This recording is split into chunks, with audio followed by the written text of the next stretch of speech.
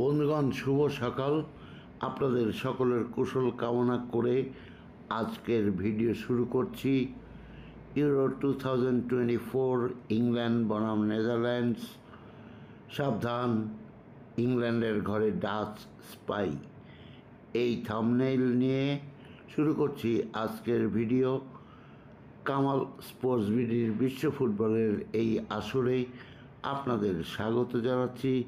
আমার চ্যানেলটি সাবস্ক্রাইব করবেন এবং আমার সাথে থাকুন। গত রাতেই শেষ হয়ে গেছে এবারের ইউরো 2024 স্পেন বনাম ফ্রান্সের খেলা। বিদায় নিয়েছে ফ্রান্স এবং ফাইনালে উঠে গেছে স্পেন। লামিনে ইয়ামালের দুর্দান্ত একটি গোল আপনারা সকলেই অবলোকন করেছেন নিশ্চয়ই। 16 বছর পার হতে তার আর অল্প কদিন বাকি রয়েছে। এর মাঝে কি খেলাটাই না খেলছে এই বালক। আজ ইউরো 2024-এর দ্বিতীয় সেমিফাইনাল খেলবে ইংল্যান্ড বনাম নেদারল্যান্ডস। ইতিমধ্যেই আমি একটি ভিডিও দিয়ে দিয়েছি। এটি সেই খেলা প্রসঙ্গে দ্বিতীয় ভিডিও। আপনাদের মনে কি আছে, শেষ ইউরোতে ফাইনালে উঠেছিল ইংল্যান্ড। ইটালির বিরুদ্ধে টাইব্রেকারে হারতে হয়েছিল তাদের। সামনে গিয়েও অধরা রয়ে গিয়েছিল ইউরোর এই ট্রফিটি। এবারের ইউরোতে শেষ 8-এর লড়াইয়ে টাইব্রেকারে সুইজারল্যান্ডকে হারিয়ে সেমিফাইনালে উঠলেও ইংল্যান্ডের যে খেলার ধরন তা নিয়ে সমালোচনার এখনও ঝড় অব্যাহত। এতে পাত্তা দিতে চাইছেন না কোচ গ্যারেথ সাউথগেট, আর তার পাশেই দাঁড়াচ্ছেন ডিফেন্ডার লিউক শ। কোচ হিসাবে নিজের ১৭তম ম্যাচ ইতিমধ্যেই স্মরণীয় করে রেখেছেন সাউথগেট। জানেন এবারের ম্যাচটি ১০১তম, আর এই ম্যাচে হেরে গেলে তার কীর্তি কেউই মনে রাখবে না। শেষ চারের লড়াই চলছে, এটি অত্যন্ত কঠিন এবং সামনে রয়েছে রোনাল্ড কোম্যানের নেদারল্যান্ডস।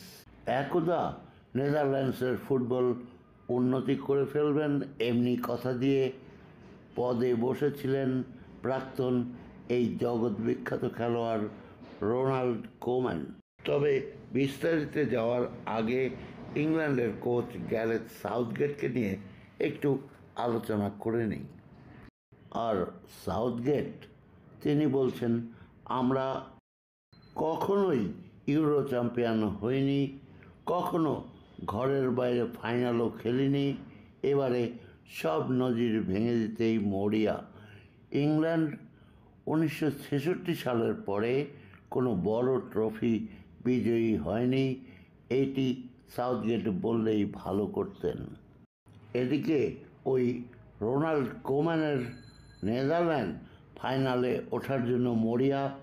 জার্মানির মাটিতে 1988 সালে সাবেক সোভিয়েত ইউনিয়নকে হারিয়েছিল এবং ইউরোতে চ্যাম্পিয়ন হয়েছিল নেদারল্যান্ডস। সেই দলের একজন গুরুত্বপূর্ণ সদস্য ছিলেন এই রোনাল্ড কোম্যান। ফলে কোচ হিসাবে 36 বছর পরে ফের সেই জার্মানিতেই ইউরোর সেরা হওয়ার সুযোগ রয়েছে এই ডাচ কোচের। কিন্তু তার আগে তার দলকে ইংল্যান্ডের বাধা টপকাতে হবে। কোম্যান বলেছেন, বুধবার এক ঐতিহাসিক রাতের সাক্ষী হতে চলেছি। সেমিফাইনালের জন্য আমরা এখন প্রস্তুতি নিচ্ছি, আর ফাইনালে উঠলে আমার পছন্দের প্রতিপক্ষ অবশ্যই স্পেন।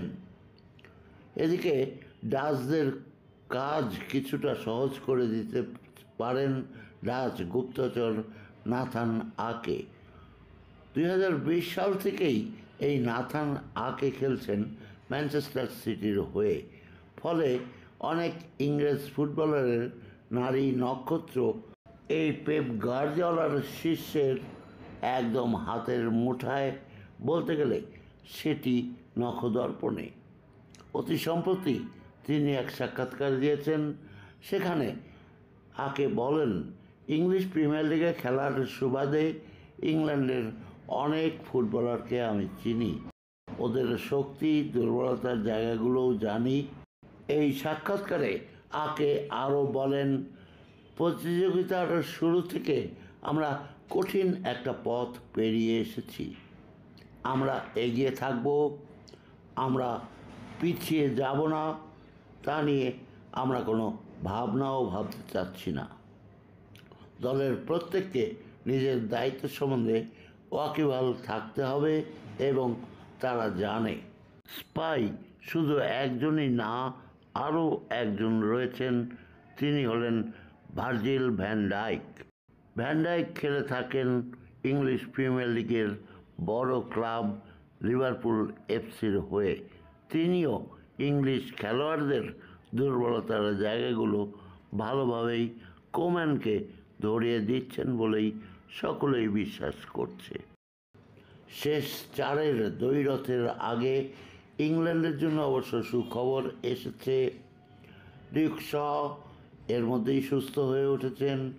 সোমবার 28 বছরের ম্যানচেস্টার ইউনাইটেডের এই ফুটবলার বলেছেন পুরো 90 মিনিট খেলার জন্য প্রস্তুত, তবে শেষ সিদ্ধান্তটি কোচকেই নিতে হবে। গত ফেব্রুয়ারি থেকে তিনি হ্যামস্ট্রিং ইনজুরিতে ভুগছিলেন। 4 মাস লেগে গেছে তার সেরে উঠতে।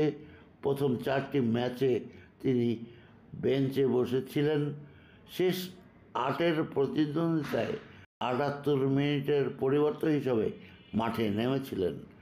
প্রতিপক্ষ সম্বন্ধে তিনি বলেন, ডাচদের কোনো দুর্বলতা নেই, আমার চোখে পড়েনি। ওরা অন্যতম একটি শক্তিশালী দল, আমরা শুধু নিজেদের নিয়েই ভাবছি। শুধু ইংল্যান্ডের ফুটবলাররাই নয়, সমালোচনা করা হয়েছে কোচ সাউথগেটের ফুটবলের দর্শন নিয়ে। তবে কোচের পাশে দাঁড়িয়েছেন লিউক শ। তিনি বলেছেন, জানি না কেন সাউথগেটের সমালোচনা করা হচ্ছে। উনি কোচ হিসাবে দলকে অন্য এক উচ্চতায় নিয়ে গিয়েছেন। দলের খেলা ভালো লাগলো কি না তা নিয়ে ভাবতে চাই না। আমরা এখন শেষ চারে এসে পৌঁছেছি, সেটাই আমার কাছে একটি বড় বিষয়। অবশ্য লিউক শ বলেননি দলের মধ্যে যে স্পাই তাদের সমস্ত খবর দল থেকে বের করে দিচ্ছে সে ব্যাপারে কি ভাবছে ইংল্যান্ড দল। আজকে রাত 1টায় ইংল্যান্ড বনাম নেদারল্যান্ডসের যে দ্বিতীয় সেমিফাইনাল, সেই সেমিফাইনালেরই ফয়সালা হয়ে যাবে ফাইনালে কে উঠছে এবং স্পেনের কে মোকাবেলা করবে ইউরোর এই ট্রফি দখলের লড়াইয়ে। আপনাদের একটি কথা জানিয়ে রাখি, আমি প্রতিদিনই ফুটবল বিষয়ক ভিডিও দিয়ে থাকি। ক্রিকেট নিয়ে আমি কথা বলতে চাই না। বাংলাদেশের ক্রিকেট নিয়ে আমার কথা বলার কোনো সুযোগ নেই। ফুটবল নিয়ে কথা বলাই ভালো। কাজেই প্রতিদিন 2-3টি একটি ভিডিও আপনি পেতেই পারেন এখানে। আর তাই তো বলি, কামাল স্পোর্টস বিডির বিশ্ব ফুটবলের আসর আপনি সাবস্ক্রাইব করুন, আমার সাথে থাকুন। ভিডিওর শেষে আপনাদের জন্য অনেক ধন্যবাদ।